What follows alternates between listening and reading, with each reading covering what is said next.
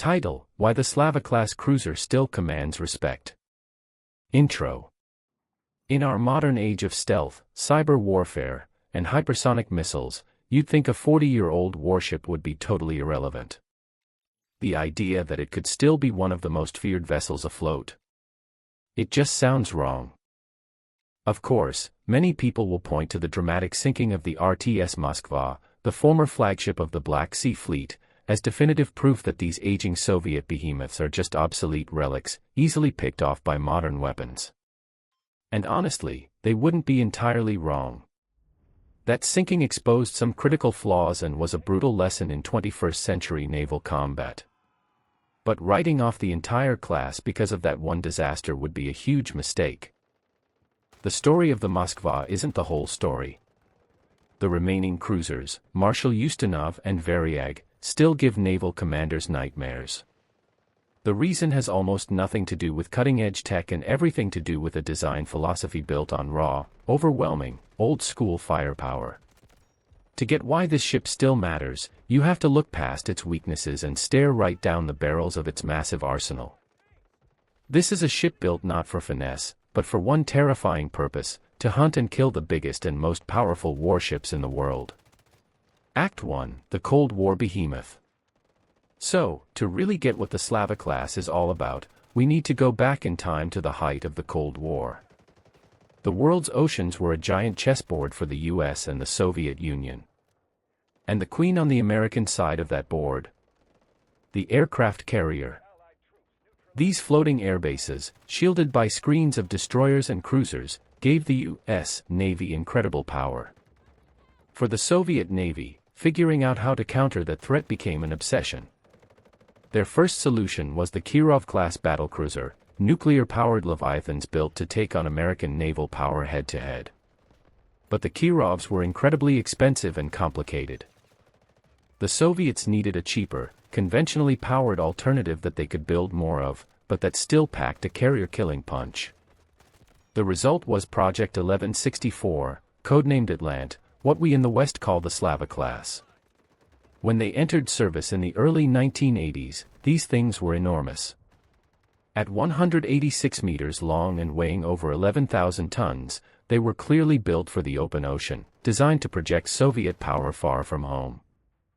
Their silhouette alone was intimidating, a high bow dominated by a forest of radar antennas and, most ominously, 16 gigantic missile tubes angled forward. These were not the multi-mission ships we see today. They weren't made for peacekeeping, or land attack, or friendly port visits. They were born from a single, aggressive idea: find the enemy's aircraft carrier and launch a missile salvo so devastating that nothing could survive it. That's how they earned the chilling nickname, Carrier Killers. The design was a follow-up to the earlier Kara-class cruisers, built on a stretched-out hull at the same shipyard in Mykolaiv, which is in modern-day Ukraine. 3 would be finished and put into service: Slava, later renamed Moskva, Marshal Ustinov, and Variag. A 4th ship, the Ukraina, was launched but never finished after the Soviet Union collapsed.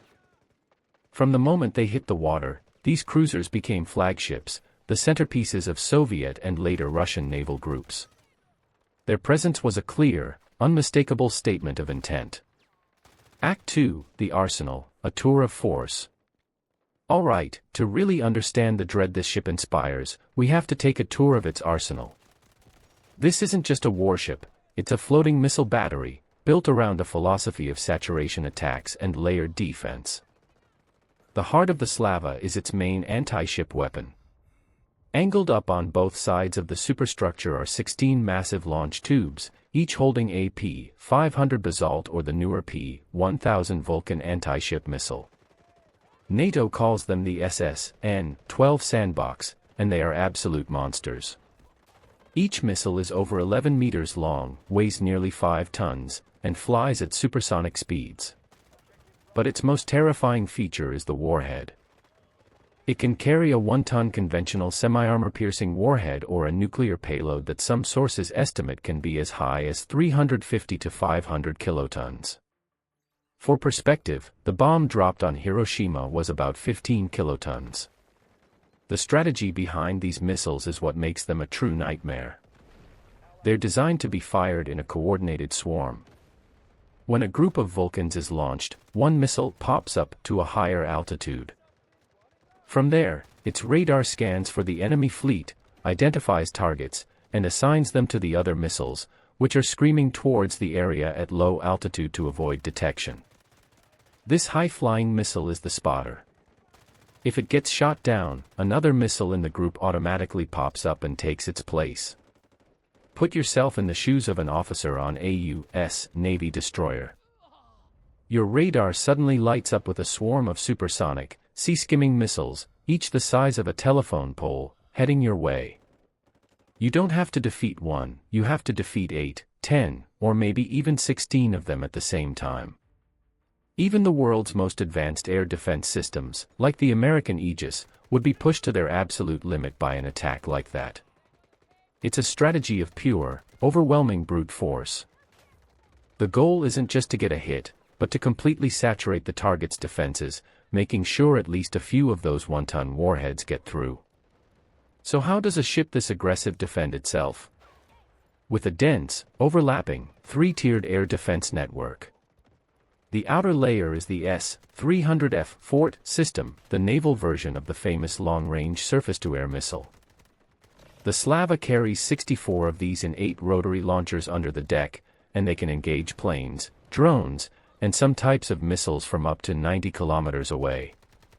This allows the Slava to create a huge defensive bubble around itself and any ships it's escorting. If something gets through that outer ring, the second layer kicks in, 2 pop-up launchers for the OSAM missile system, or what NATO calls the SA-N4 Gecko. It's a shorter-range system meant to catch any threats that slip past the S-300s. And finally, if all else fails, you have the last line of defense, the close-in weapon systems, or CIWS. The Slava has 6 AK-630 Gatling cannons. These are radar-guided, 30mm cannons that can create a terrifying wall of steel at 5,000 rounds per minute, designed to shred anything that gets too close.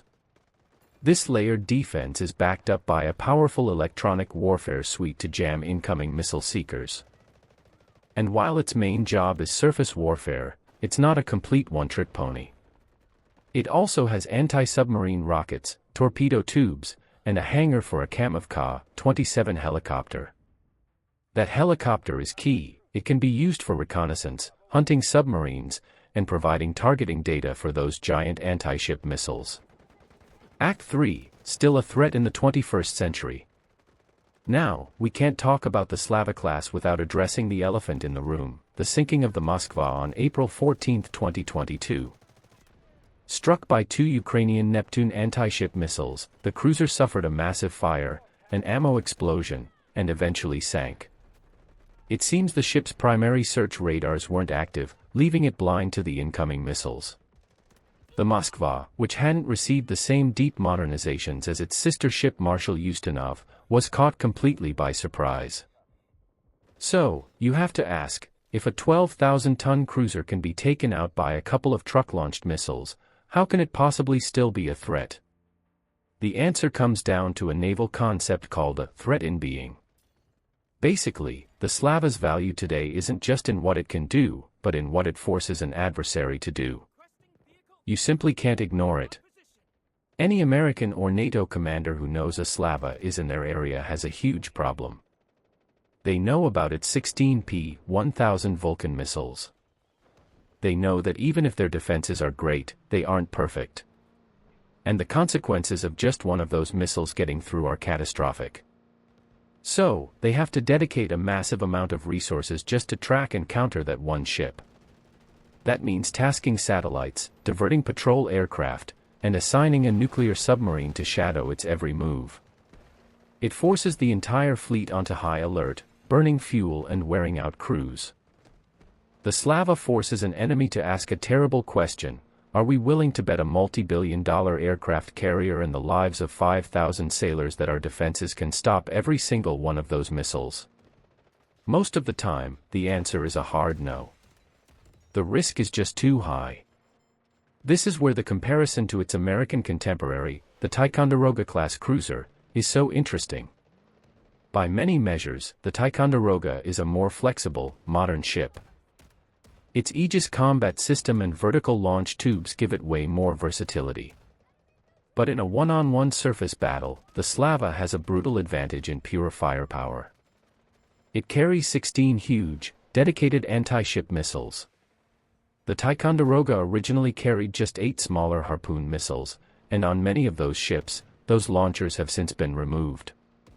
The Slava might be a one-trick pony, but that one trick is absolutely terrifying. The surviving cruisers, Marshal Ustinov and Variag, aren't the same ship Moskva was. Marshal Ustinov, especially, got a huge refit between 2011 and 2016, with major upgrades to its radar and weapons that make it much more survivable on paper. These ships are still out there, forcing NATO to watch their every move, a constant reminder of the firepower they represent. They command respect not because they're invincible, but because the price of underestimating them is too high to even think about. CTA.